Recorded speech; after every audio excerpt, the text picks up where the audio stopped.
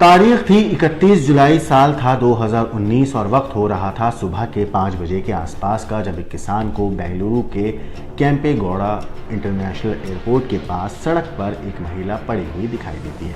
वो पास जाकर देखता है तो दहशत और खौफ से उसका दिल दहल जाता है, क्योंकि वो महिला मरी हुई थी और लाश का सिर बेरहमी से कुचला हुआ था।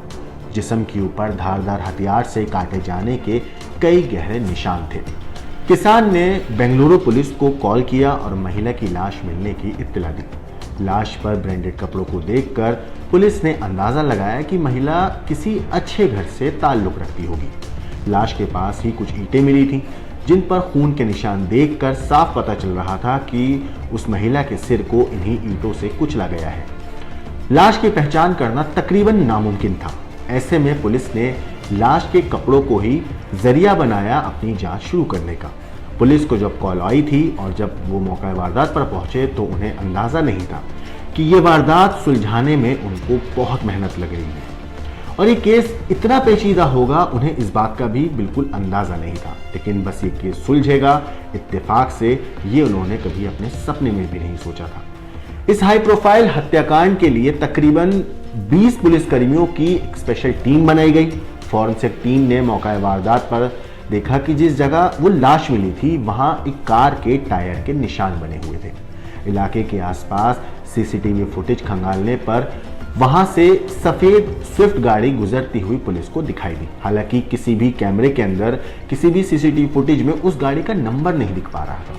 खैर, अब जांच का अगला एंगल था लाश को पहचानना, कि सबसे पहले पता चले कि लाश किसकी है। तो पुलिस ने जो लाश के जो कपड़े थे उसी के थ्रू पता करने की कोशिश करी, क्योंकि महिला branded jeans, T shirt, Titan की महंगी घड़ी पहनी हुई थी। आमतौर पर ब्रांडेड चीज़ों की बिलिंग के जरिए खरीदार की पहचान मिल जाती है। पहचान जानने के लिए पुलिस ने 14,000 से ज़्यादा लोगों से पूछताछ हुई और ये पता चला कि देश भर में इस तरह की तकरीबन 14,000 जीन्स बेची गई हैं। बिलिंग के आधार पर खरीदारों के नंबर निकाले गए। साइज़ के आधार पर फिर उन्हें और स्क्रूटनी करी गई तो अब वो 14,000 से नंबर 800 आ गया। हर किसी के नंबर निकालकर एक व्हाट्सएप ग्रुप बनाया गया जहां लाश की तस्वीरें भेजी गईं, लेकिन नतीजा सिफर निकला। जीन्स के बाद टाइटन वॉच के मॉडल के आधार पर इसे खरीदने वालों की डिटेल निकाली गई तो पता चला वो भी 14,000 जो है उसके खरीदार थे, बल्कि उससे ज़्यादा ही थे नंबर। हर किसी को कॉल किया गया, ग्रुप बनाए गए, तस्वीरें भेजी गईं, लेकिन उस घड़ी को खरीदने वाला कोई भी शख्स सामने नहीं आया। पोस्टमार्टम रिपोर्ट में सामने आया जब कि महिला पर चाकू से तकरीबन 22 वार किए गए थे, जिससे उसकी मौत हुई। सिर पर किसी भारी हथियार से, भारी चीज से हमला किया गया था। इसके बाद उसके सिर को कुचला गया। पोस्टमार्टम के दौरान टीम की नज़र शरीर पर बने एक टैटू पर गई और वो टैटू था एस, इंग्लिश वाला जो एस के होता है अल्फाबेट, उसका। अब पुलिस ने ब्रांडेड घड़ी और जीन्स खरीदने वाले एस नाम के लोगों की एक लिस्ट निकाली और उनसे पूछताछ हुई, लेकिन ये ट्रिक भी काम नहीं आई। लाश एयरपोर्ट के पास मिली थी। ऐसे में पुलिस ने अंदाज़ा लगाया कि या तो ये महिला यहाँ तक सफ़र करके पहुंची होगी या यहाँ से सफ़र पर निकली होगी, लेकिन जांच में ऐसे किसी पैसेंजर का नाम नहीं मिला जिसकी उस रोज़ फ्लाइट मिस हुई हो, जिसका नाम एस से शुरू हुआ। बहरहाल पुलिस अज्ञात लाश की पहचान हासिल करने में जुटी हुई थी। इसी बीच एक मुखबिर से उन्हें जानकारी मिली कि महिला का कत्ल उसके पति ने किया है और जो पति है वो नॉर्थ इंडिया से ताल्लुक़ रखता है। इसके बाद पुलिस उस शख्स से पत्नी की हत्या कर लाश एयरपोर्ट के पास फेंकी है नहीं फेंकी है पता करने के लिए पुलिस ने मुखबिर की निशानदेही पर नॉर्थ इंडिया जाकर उस शख्स को गिरफ्तार किया।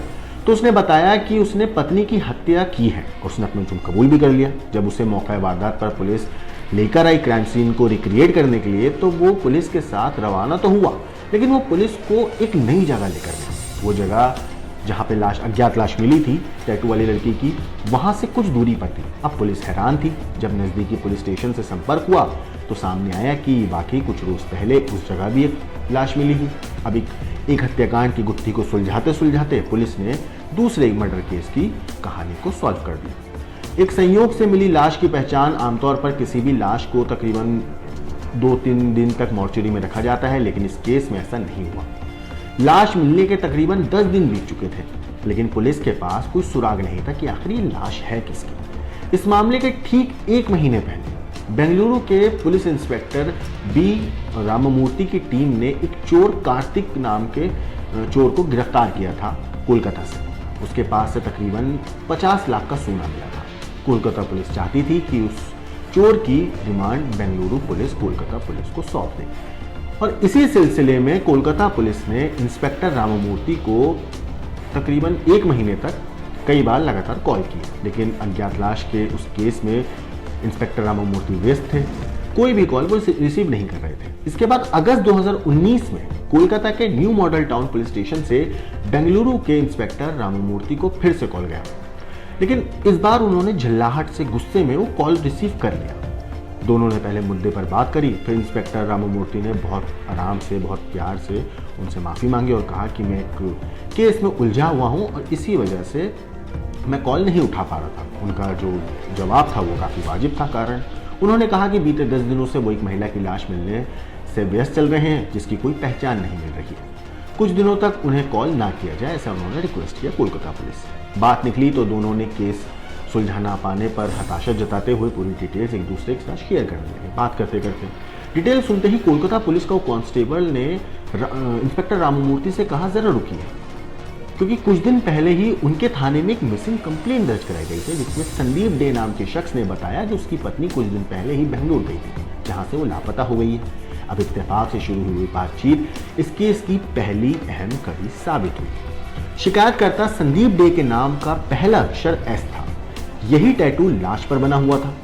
बेंगलुरु पुलिस ने सीधे लाश की तस्वीर कोलकाता पुलिस को भेज दी। तस्वीर के कपड़ों से और कोलकाता के रहने वाले संदीप डे ने अपनी पत्नी को पहचान लिया। संदीप डे ने लाश की शिनाख्त करके बताया कि उनकी पत्नी है और उसका नाम पूजा सिंह डे है, जो पेशे से एक मॉडल है। वो कुछ वक्त पहले ही एक इवेंट के काम के लिए बेंगलुरु गई थी और तभी से वो लापता है, कुछ पता नहीं चल रहा उसका। इंस्पेक्टर रामामूर्ति कोलकाता के लिए रवाना होने वाले ही थे कि उसी वक्त बेंगलुरु पुलिस के पास एक और कॉल आता है और ये कॉल करने वाला शख्स दिल्ली का था, नाम था अली।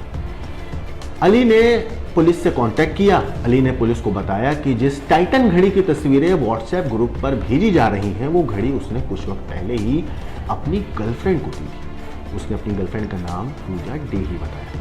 पूजा की पहचान उसने तस्वीरों के जरिए कंफर्म भी करी। अब पुलिस ने लाश की पहचान मिलते ही दिल्ली से अली और कोलकाता से पूजा के पति संदीप और उनके परिवार को पूछताछ के लिए बेंगलुरु बुला लिया। पूजा के पति संदीप डे के बयान के मुताबिक उनकी शादी 7 साल पहले हुई थी सत्याकांड से। हालांकि उनके बच्चे नहीं थे और पूजा पेशे से एक मॉडल थी और बीते कुछ वक्त से इवेंट मैनेजमेंट का काम भी कर रही थी। काम के सिलसिले में पूजा अक्सर बेंगलुरु और दिल्ली का सफर करती थी। संदीप डे ने बताया कि वो पूजा और अली के रिश्ते से बिल्कुल अनजान थे। उन्हें भनक तक नहीं थी कि जो उनकी पत्नी है पूजा, वो किसी अली नाम के लड़के को डेट कर रही है। पूजा के परिवार से पूछताछ की गई तो सामने आया कि उनकी शादीशुदा जिंदगी, यानी कि पूजा की जो शादीशुदा जिंदगी थी वो ठीक नहीं चल रही थी। पूजा और संदीप में अक्सर लड़ाई झगड़े होते थे, अनबन थी दोनों पति पत्नी में। परिवार के बयान के बाद पुलिस ने सबसे पहले संदीप को शक के दायरे में लिया। कहीं पुलिस को लग रहा था कि कहीं ऐसा तो नहीं कि संदीप को पूजा और अली के रिश्ते के बारे में जानकारी हो गई हो, जिससे नाराज होकर संदीप ने अपनी पत्नी पूजा की हत्या या तो कर दी हो या फिर करवा दी हो। बहरहाल पूजा के बॉयफ्रेंड अली को पुलिस ने पूछताछ में तो लिया, लेकिन उस पर शक नहीं किया, क्योंकि अली ने पुलिस को बताया कि इवेंट के दौरान उसकी मुलाकात पूजा से हुई थी। साथ में काम करते हुए दोनों एक दूसरे को पसंद करने लगे। वो ये भी जानते थे कि पूजा शादीशुदा है अली, और लेकिन इससे उनके रिश्ते पर कोई फर्क नहीं पड़ा, ऐसा अली ने पुलिस को बताया। पुलिस को अली पर भी शक था, लेकिन पुलिस को ये बात समझ में आ गई कि इसलिए शक के दायरे से उसे अली को हटा भी दिया, क्योंकि अगर वो खुद ऐसा कुछ करता है, यानी कि कत्ल अगर वो करा होता उसने, तो खुद पुलिस से संपर्क नहीं करता। लेकिन यहाँ तो उसने खुद कॉल करी थी। बहरहाल मौत से एक दिन पहले पूजा ने होटल में चेक इन किया था। पुलिस ने संदीप डे के खिलाफ सबूत जुटाने की जो है शुरुआत शुरू करी। साथ ही पूजा के मोबाइल नंबर से उन जगहों पर पूछताछ शुरू हुई जहां मौत से पहले उनका मोबाइल लोकेशन दिखाई दी। सामने आया कि पूजा 29 जुलाई 2019 को फ्लाइट से कोलकाता से बेंगलुरु पहुंची। एयरपोर्ट से उन्होंने ऐप के जरिए कैब बुक की थी, जिससे वो सिंह सांद्रा स्थित सहारा पवेलियन होटल पहुंची। पुलिस ने होटल पहुंचकर सीसीटीवी फुटेज देखे, जिनमें पूजा 29 जुलाई को चेक इन करके दिखी। होटल स्टाफ ने उन्हें बताया कि पूजा अकेले ही होटल आई थी और 30 जुलाई को ऑनलाइन कैब बुक करके वो मीटिंग करने के लिए गई थी और लेट आई थी। फिर 30 और 31 जुलाई की दरमियानी रात करीब 3:55 के आसपास उन्होंने होटल से चेकआउट किया। वो उसी कैब से एयरपोर्ट के लिए निकली थी जिससे वो दोपहर में लौटी थी। होटल से मिली जानकारी को कंफर्म करने के लिए जब पुलिस ने ऑनलाइन कैब बुकिंग ऐप को खंगाला तो उसमें पूजा की देर रात की कोई बुकिंग नहीं मिली। ऐसे में पुलिस का सीधा शक उस कैब ड्राइवर पर गया जो दोपहर में उनको लेकर आया था।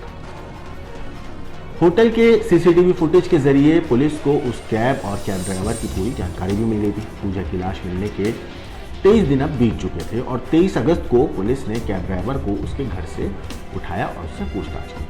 कैब ड्राइवर की पहचान हुई 22 साल के नागेश के रूप में। पुलिस के सामने जब पुलिस ने उससे पूछताछ करी तो नागेश ने कुछ नहीं बोला, बात घुमाता रहा। लेकिन जब पुलिस ने सख्ती से पूछताछ करी तो सख्ती के आगे नागेश ने पूजा की हत्या करने की बात कबूल करी।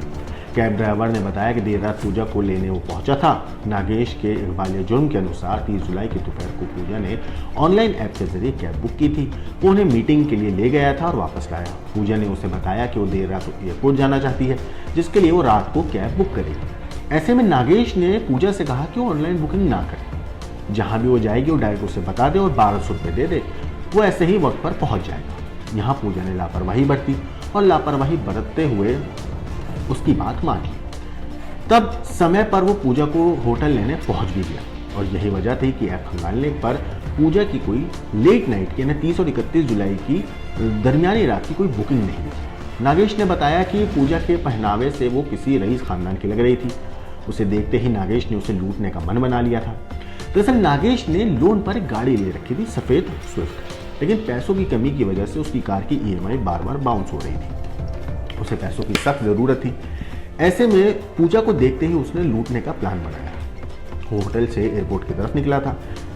देर रात हो चुकी थी जिससे पूजा भी काफ़ी नींद में थी। रास्ते का उसने फ़ायदा उठाया क्योंकि रास्ता काफ़ी लंबा था। जैसे ही पूजा गहरी नींद में गई उसी वक्त एक सुनसान रास्ता देखकर नागेश ने गाड़ी रोक दी। उसने सबसे पहले एक लोहे की रॉड से सो रही पूजा के सिर पर वार किया। नागेश को लगा कि पूजा बेहोश हो गई। वो उनका सामान लूटने लगा, मगर बदकिस्मती से उसी दौरान पूजा को होश आ जाता है। जैसे ही पूजा ने बचाव में जोर जोर से चीखना चिल्लाना शुरू किया, नागेश डर गया और नागेश ने चाकू से पहले पूजा की कमर पर फिर पेट पर एक के बाद एक कई बार करने शुरू कर दिया। खून बह जाने से पूजा की वहीं मौत हो गई। नागेश उसका सामान लेकर वहाँ से भाग निकला। जिस वक्त ये पूरा कांड हुआ उस वक्त सुबह के 5 बजे का वक्त के आसपास हो रहा था। पूजा की लाश भी किसान को उसी वक्त के आसपास मिली थी, बल्कि उससे कुछ मिनट पहले ही पूजा की मौत हुई थी। 2 साल तक नागेश को इस मामले में जमानत नहीं मिली, मगर 2 साल बाद 15 मार्च 2021 को पुलिस ने केस की चार्जशीट दाखिल करी। लेकिन किस्मत का खेल देखिए, सितंबर में उसके खिलाफ ट्रायल शुरू होना था, लेकिन इससे पहले कि ट्रायल शुरू होता सितंबर 2021 में जेल में ही फूड पॉइजनिंग की वजह से उसकी मौत हो गई। ये एक ऐसा केस था जो इत्तेफाक से सॉल्व हुआ था। इस पूरी स्टोरी के ऊपर आपकी जो भी राय है हमें कमेंट करके ज़रूर बताइएगा। बाकी देश और दुनिया की क्राइम की खबरों के लिए देखते रहिए